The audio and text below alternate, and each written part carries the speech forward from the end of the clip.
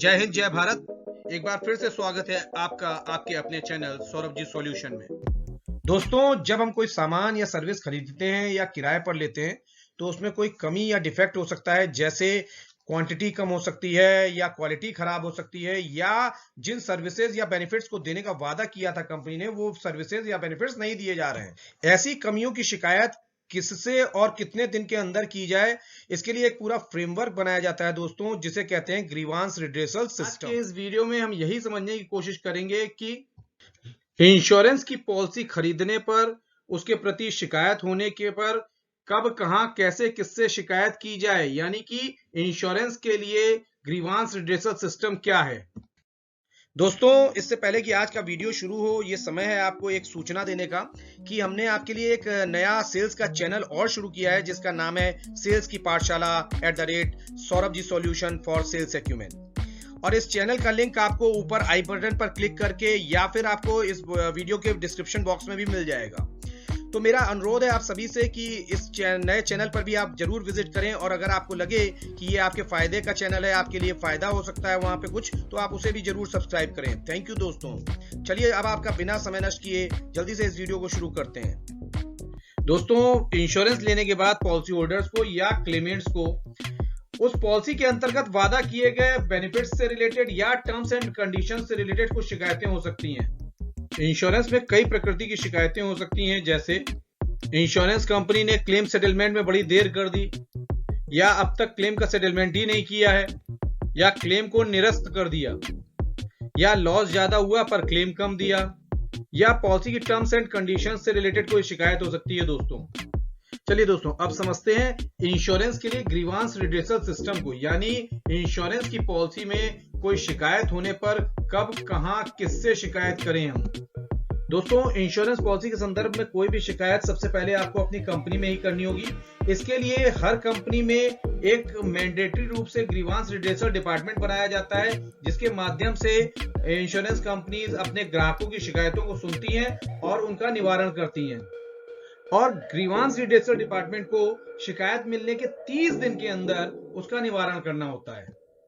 यदि grievance redressal department 30 दिन के अंदर शिकायत का निवारण नहीं करता है, या जो निवारण वो देता है उससे ग्राहक संतुष्ट नहीं होता है, तो उसके 1 साल के अंदर, यानी 30 दिन बीतने के बाद से 1 साल के अंदर बीमा लोकपाल यानी इंश्योरेंस ओम्बड्समैन से शिकायत की जा सकती है। या फिर ग्रीवांस रिड्रेसल डिपार्टमेंट के 30 दिन बीतने के बाद से 2 साल के अंदर कोपा यानी कंज्यूमर प्रोटेक्शन एक्ट 1986 के अंतर्गत बनाए गए कंज्यूमर फोरम्स में शिकायत की जा सकती है दोस्तों, कंपनी के ग्रीवांस रिड्रेसल डिपार्टमेंट में शिकायत करने के बाद वहां से कोई संतुष्टिपूर्ण समाधान ना मिलने पर आप इंश्योरेंस सेक्टर के रेगुलेटर यानी IRDA के पास भी शिकायत कर सकते हैं। इंश्योरेंस सेक्टर के रेगुलेटर यानी IRDA ने ग्राहकों द्वारा अपने बीमा कंपनियों के प्रति शिकायत करने के लिए एक ऑनलाइन शिकायतों का पोर्टल बनाया है, जिसका नाम है IGMS, जिसकी फुल फॉर्म होती है इंटीग्रेटेड ग्रीवांस मैनेजमेंट सिस्टम। तो कोई भी ग्राहक अपनी बीमा कंपनी के प्रति यहाँ पर इस IGMS यानी इंटीग्रेटेड ग्रीवांस मैनेजमेंट सिस्टम का यूज करके IRDA से अपनी कंपनी की शिकायत कर सकता है। इस प्रकार IRDA IGMS नामक ऑनलाइन सिस्टम की मदद से बीमा कंपनियों के प्रति उनके ग्राहकों की शिकायतों को इकट्ठा करता है और प्रत्येक बीमा कंपनी को उसके ग्राहकों से प्राप्त हुई शिकायतों को भेजता है। और यही नहीं, शिकायतों के यथाशीघ्र निवारण के लिए इन शिकायतों को ट्रैक भी करता है दोस्तों। चलिए दोस्तों, अब बात करते हैं इंश्योरेंस ओम्बड्समैन यानी बीमा लोकपाल के बारे में। दोस्तों, भारत में इंश्योरेंस के पहले और एकमात्र संवैधानिक कानून इंश्योरेंस एक्ट 1938 के द्वारा भारत सरकार को कुछ शक्तियां प्रदान की गई हैं। इन्हीं शक्तियों के अंतर्गत लोगों की शिकायतों के निवारण हेतु केंद्र सरकार ने 11 नवंबर 1998 को ऑफिशियल गजट में एक अधिसूचना जारी करके redressal of public grievances rules 1998 की रचना की। ये नियम लाइफ और नॉन लाइफ इंश्योरेंस कंपनीज पर लागू होते हैं, जो एक व्यक्तिगत क्षमता में लिए गए बीमे को जारी करते हैं। इन नियमों का उद्देश्य बीमा कंपनियों की ओर से सभी दावा निपटान से संबंधित शिकायतों का समाधान लागत प्रभावी, कुशल और निष्पक्ष तरीके से कराना है। इन नियमों के तहत बीमा धारक और बीमा कंपनी के आपसी समझौते के संदर्भ से एक बीमा लोकपाल इन दोनों के बीच में मध्यस्थ और परामर्शदाता के रूप में काम कर सकता है दोस्तों। ये बात याद रखने की है दोस्तों कि इंश्योरेंस ओम्बड्समैन के पास शिकायत बीमा कंपनी के ग्रीवांस रिड्रेसल डिपार्टमेंट में शिकायत करने के 30 दिनों के बाद और 30 दिन पूरे होने से 1 साल के अंदर ही की जा सकती है, उसके बाद नहीं की जा सकती है। दूसरी बात यह है कि इंश्योरेंस ओम्बड्समैन से शिकायत पर्सनल लाइन द्वारा ही होनी चाहिए, यानी या तो स्वयं पॉलिसी धारक शिकायत करेगा या उसके घर वाले। तीसरी बात यह है कि इंश्योरेंस ओम्बड्समैन केवल 20 लाख तक के क्लेम्स की शिकायतों को ही सुन सकता है दोस्तों। चौथी और बेहद अहम बात यह है दोस्तों कि इंश्योरेंस ओम्बड्समैन के जो डिसीजंस होते हैं वो बीमा कंपनियों पर बाध्यकारी होते हैं, जबकि शिकायतकर्ता पर बाध्यकारी नहीं होते हैं। यानी इंश्योरेंस ओम्बड्समैन के डिसीजंस बीमा कंपनियों को मानने ही पड़ेंगे, चाहे शिकायतकर्ता उसके डिसीजंस को माने या ना माने दोस्तों। अब चूंकि इंश्योरेंस ओम्बड्समैन के डिसीजंस एक पक्ष पर बाध्यकारी होते हैं, दूसरा पक्ष पर बाध्यकारी नहीं होते हैं, इसलिए हम इंश्योरेंस ओम्बड्समैन को एक सेमी जुडिशियल ऑफिसर या अर्ध न्यायिक अधिकारी कह सकते हैं दोस्तों। इंश्योरेंस ओम्बड्समैन रीजनली यानी क्षेत्रीय आधार पर काम करते हैं दोस्तों। इस तरह से 17 क्षेत्रों को देखने के लिए हमारे देश में 17 यानी 17 ओम्बड्समैन है इस समय दोस्तों। चलिए दोस्तों, अब हम ओम्बड्समैन के क्षेत्रीय आधार के काम को एक एग्जाम्पल के माध्यम से समझते हैं। मान लीजिए कोई लड़की शादी के पहले दिल्ली में रहती थी, वहीं पे जॉब करती थी, वहीं उसने एबीसी लाइफ इंश्योरेंस कंपनी से कोई पॉलिसी करा ली अपनी, और शादी के बाद वो चली गई मुंबई में रहने के लिए। अब उसकी पॉलिसी के संदर्भ में किसी भी तरह की शिकायत केवल उसी लोकपाल से की जा सकती है या केवल उसी ओम्बड्समैन से की जा सकती है जिसके अधिकार क्षेत्र में उसका दिल्ली वाला ऑफिस आता होगा, यानी जहां से उसने पॉलिसी ली थी।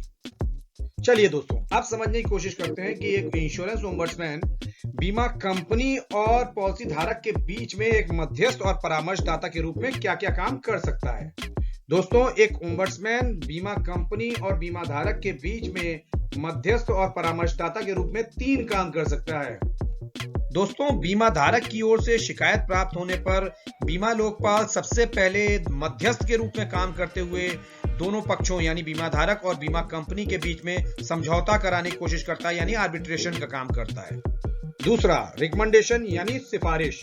अगर 1-2 मीटिंग्स में बीमा कंपनी और बीमा धारक के बीच में समझौता नहीं होता है तो वह बीमा कंपनी से एक निश्चित सीमा तक बीमा धारक के नुकसान की भरपाई करने की सिफारिश यानी रिकमेंडेशन कर सकता है, और इस रिकमेंडेशन के लिए उसके पास टोटल 1 महीने का समय होता है दोस्तों।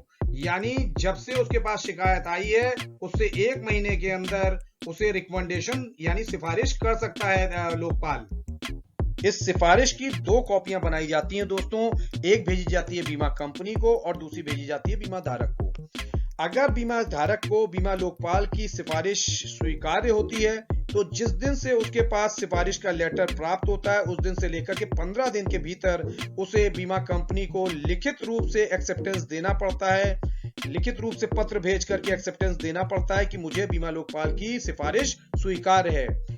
और ये लेटर प्राप्त होने के 15 दिन के भीतर बीमा कंपनी को वो सिफारिश को पूरा करके देना पड़ता है जिसका रिकमेंडेशन बीमा लोकपाल ने किया होता है दोस्तों।